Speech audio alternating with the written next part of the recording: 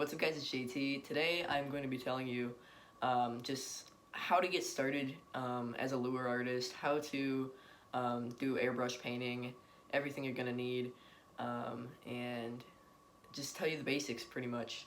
I'll tell you everything you're going to need, I'll tell you the prices of everything, I'll tell you just how to do stuff basically, and get you on your journey to painting your first hard bait. If you want to be boring and go straight to the list with all the materials, then go ahead and click this timestamp. That'll also be in the description and pinned at the top of the comments. So I highly suggest that you stay because I'll go through all the materials and why you need them and what you're going to use them for. But if you're just here to see the total cost, then go ahead and click that timestamp. Also, if you'd like to see more videos like this in which I go over painting expenses and other painting related activities, go ahead and subscribe. With that being said, let's jump right into the video and start with the stuff you're going to need. So starting off the list, the first thing you're going to need is an airbrush and a compressor. For that, I recommend the Cool Runner 2 by Master Airbrush, and that comes with the G22 for the airbrush gun.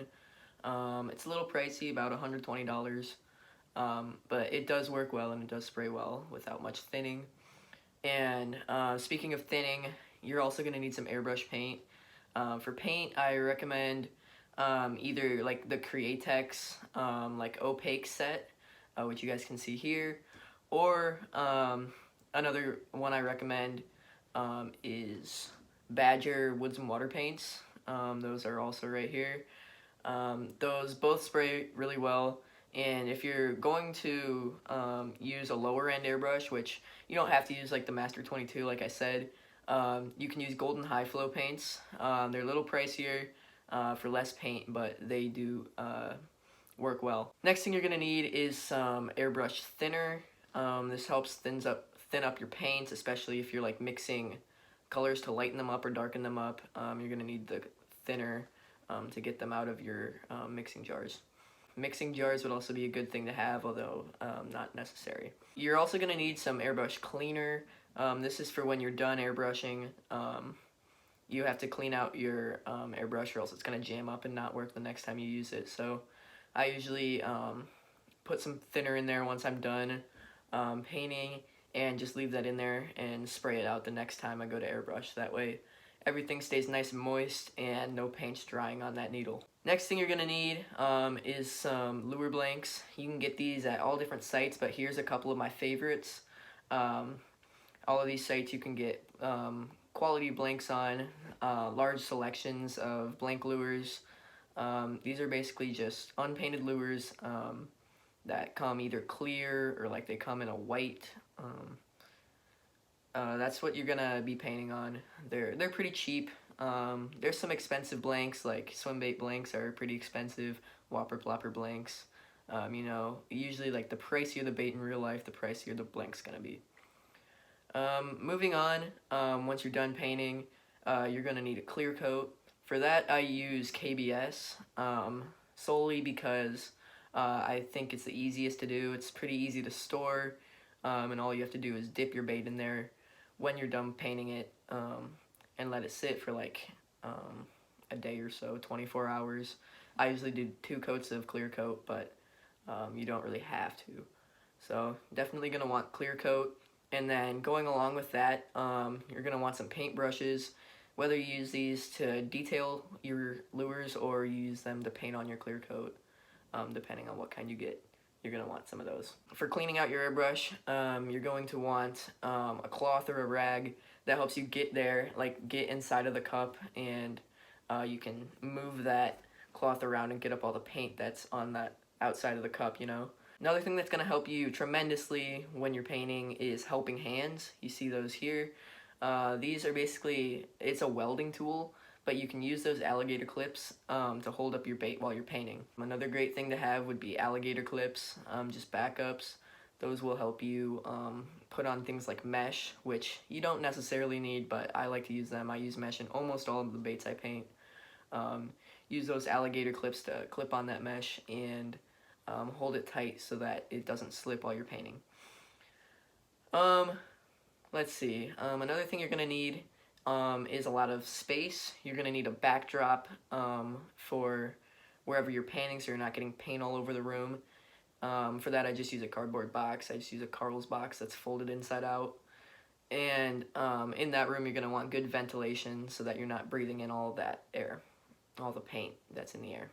For drying and clear coating, I use paper clips. The point of these is that so you put a paper clip in the top eyelet of your bait and then dip it in the, I use KBS, but dip it in the clear coat, and then hang another wire on the bottom to drip that excess KBS off.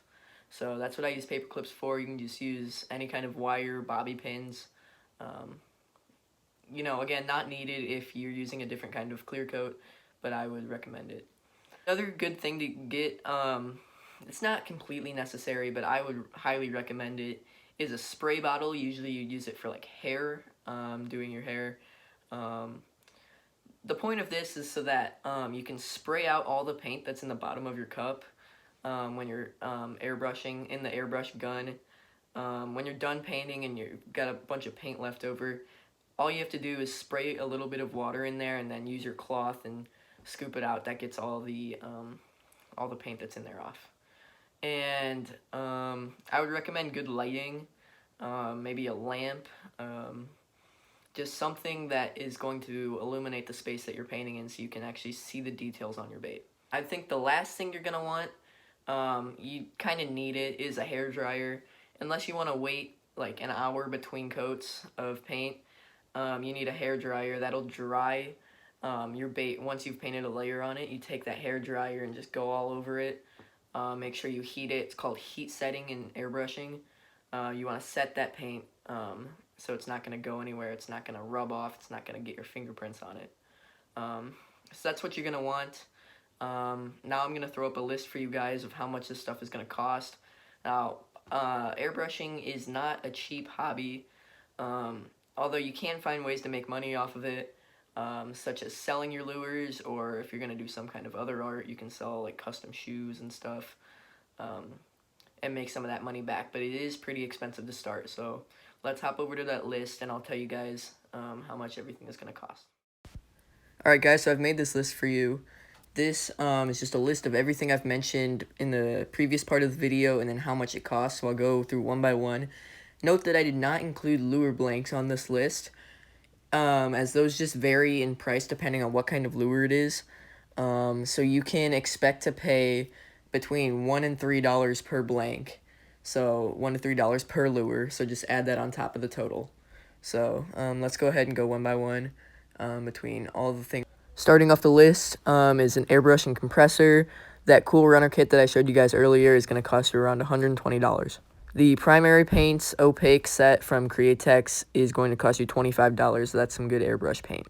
Also by Createx, the cleaner that I use is $12. I use US Art Supply brand thinner when I'm thinning up my paint. That costs $16 in the size on Amazon. A quart of KBS is going to cost you around $50 if you use a code or get it while it's on sale. If it's not, then you're going to pay around $55. Paint brushes for detailing and painting on clear coat are going to cost you around $10. Also, for cleaning and switching colors, a cloth is going to cost you around $2, or you could use an old rag that you have lying around and basically get that for free. The helping hands that hold up your bait while you paint cost around $8 on Amazon. Backup alligator clips for holding your mesh on, or replacing the helping hands alligator clips cost around $7 for 20. Depending on what mesh you're going to get, it's going to cost you between $5 and $15 per mesh.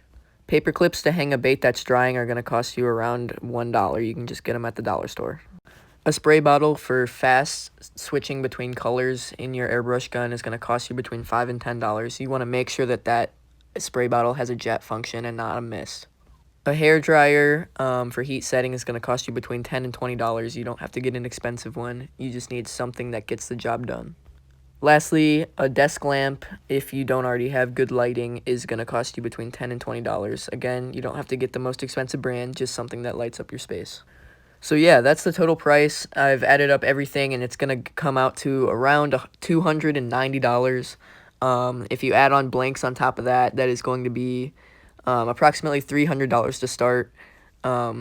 but you know, blanks are always adding up, and my guess is that you're not just going to buy 5 at a time. So go ahead and add $2 per blank onto that total of 290. These are just the absolute basics of getting started with airbrushing fishing lures, and this is all the stuff that I use and how I got started. That wraps up today's video. I hope you guys enjoyed. Hopefully you learned something new, that you can get started painting your own hard baits for $300. That's not including the blanks, but getting those blanks and doing your own work, you can get everything except the blanks for $300, and that'll get you started on your airbrushing journey. So I hope you guys enjoyed. Please like the video. Let me know in the comments if you were surprised by the price, if you thought it'd be higher or lower. Make sure to consider subscribing. That really helps me out. And yeah, I'll see you guys for next video.